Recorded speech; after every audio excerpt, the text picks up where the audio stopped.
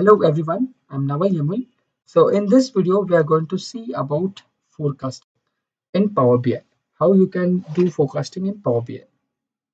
Let us begin. So for forecasting, we generally take a line chart, and so for forecasting, always we prefer using a line chart only. And let me take a hierarchical date here. The date should be always in the hierarchical one. And let me take a sales amount in the y-axis. You can see here. So you got the sales amount with the year, that is 2013 and 14. So when you take a line chart or any other chart, here you get a pane that is called a data analysis pane. So when you click on that, you have lot of options here. You can have the minimum line, maximum line, average line, median line, percentile line. Error forecasting is also there. So let me go to visual and let me take a column chart for this, and let me go to the data analytics pane. So when I take a column chart or bar chart, you can see the forecasting option is disabled. You cannot see the forecasting option. So in a PL 300 certification exam also, definitely you will get one question like, if you want to apply forecasting, which chart you should opt for. So obviously the answer would be your line chart. You can see once you take a line chart, it will be enabled. Okay, so before we go with the forecasting, let me show you what are these lines. So let me use drill down first. In the next level, drill down some more. Now you can see the sales like this. Let me take a minimum line. So let me add a minimum line. So if I click on minimum line, you can see, hey, this is your minimum line. You can easily find out that this was my minimum line. I can add a maximum line also. So your line will be touching at this point. If I click on add line, so your maximum line will be touching on this. So this looks good that, hey, this is by maximum sales and this is by minimum sales. You can just use drill down and drill up also, like you can see minimum and maximum.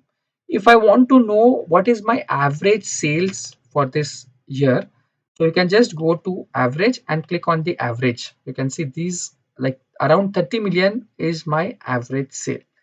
Okay, so you can add minimum line, maximum line, mean, percentile, average, all this. Okay, so let me remove that. Let me delete all this because I want to apply a forecasting on top of that. So this is how you can apply minimum, maximum, and median. Okay, yeah, once you delete it, let me just drill up. Yeah, here you get an option called forecasting. So let me enable this by just turning on the forecasting option. So once you turn on your forecast option, it will ask me like what units you want to forecast. Hey, I want to forecast with the help of months. Okay, with the help of months. So select months. How many months you want to forecast? I will focus maybe 6 months and click on apply.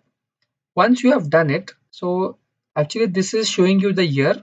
You need to drill down to show you the quarter, drill down to show you the month. Okay,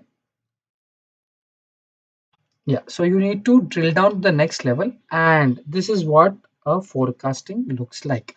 So you can see your actual sale is this one.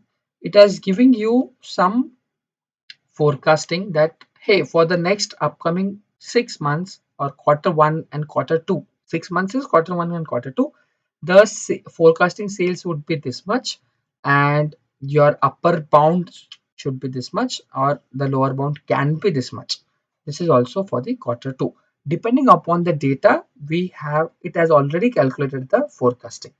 We have only 2 years data, so the forecasting may not be that accurate, but if you have a huge amount of data, then you can play with this. So you get a maybe an accurate forecasting. So you can just see like a confidence interval also. So it is 95%. You can increase to 99% and you can apply. So you may get the bound more one.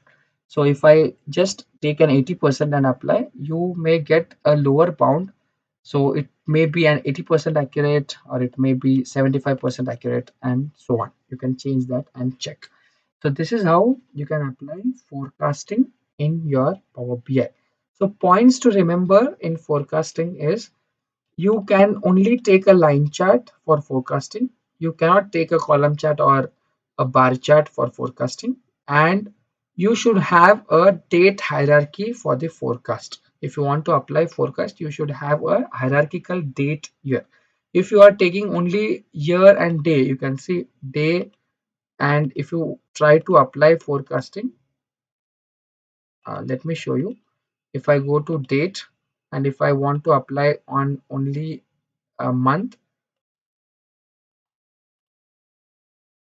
yeah, so you can see if you have removed this, and if I want to try to apply forecasting, so we can by default it is showing you 10, but you can put it for quarters, 3 quarters. But most of the time you will be having a hierarchical date. For that you need a hierarchical date when you want to use a forecasting. So let me change this one. By default it is 10. Let me put it maybe 5 points and with the help of quarter, and let me click on apply. So it is showing us the next 5 quarters date. So when you are doing forecasting, it should be 4 months, 6 months, 1 quarter, 2 quarter. You cannot do 10 years forecasting, 8 years forecasting, and so on. Okay, so you need to select a valid forecasting for that. Thank you guys. Thank you for watching this. I hope you have enjoyed this video. So if you like the video, so please subscribe to my channel, like this video, share it with your friends. Keep learning.